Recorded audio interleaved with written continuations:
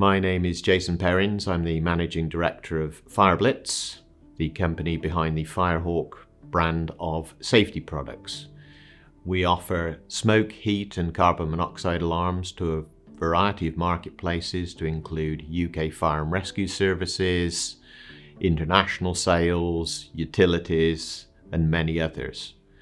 I've spent my entire career in the domestic safety arena, and it's a great job to have because at the end of the day you know that you are saving lives with the products that you sell to people.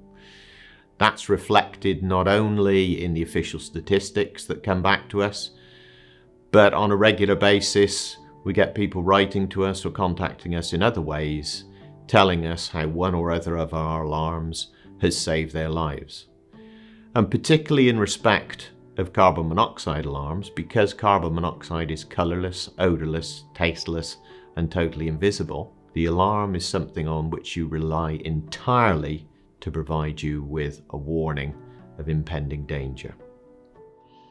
Carbon monoxide, as you may or may not know, is a gas produced by incomplete combustion of fossil fuels.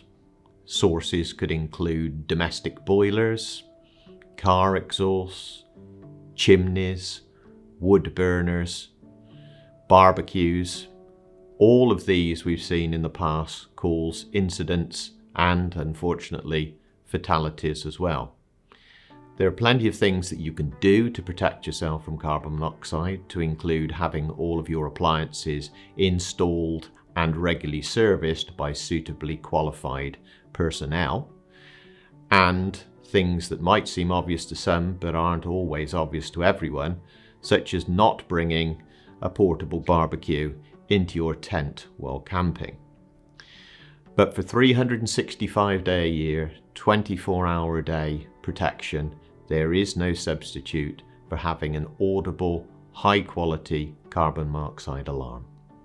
I go back far enough to remember when smoke alarms were something new to the UK, at which point we were losing 700 people a year in fires.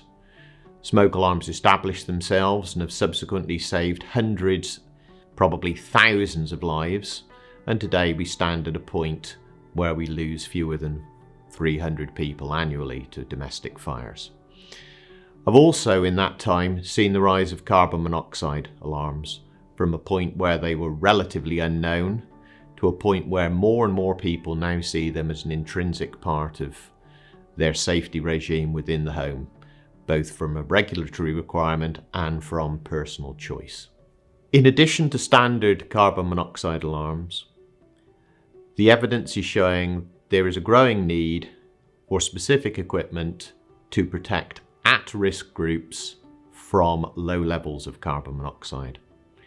These groups may include pregnant women, people with ischemic heart disease, breathing difficulties, etc. And that is why the industry as a whole is now turning its attention to specifications and equipment that provide that level of protection.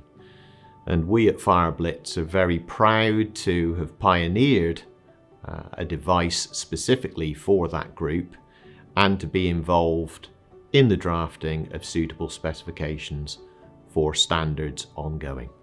Unfortunately, I've learnt over many years that often the purchase of alarms to protect people is something of a grudge purchase. And that's where it becomes extremely important to give that extra nudge provided by legislation. We've already seen the benefits of various pieces of legislation, but more can still be done in that sphere. So while we may think that people are fully aware of the dangers of carbon monoxide, sadly that is not the case. There is still plenty to be done in terms of educating the public and indeed some of the providers of rented housing about the dangers of carbon monoxide. And that is why we are so pleased to be associated with and support Carbon Monoxide Awareness Week in its vital work of bringing that awareness to a wide audience.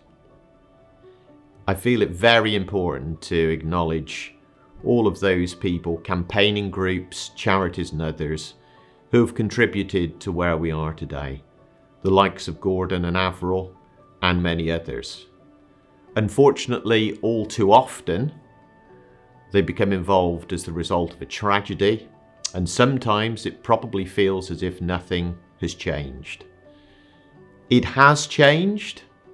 Carbon monoxide alarms are much more widely used. The dangers of carbon monoxide are much more widely recognised.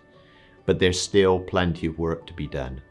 And that, once again, is why we continue to need events such as Carbon Monoxide Awareness Week to continue to save lives.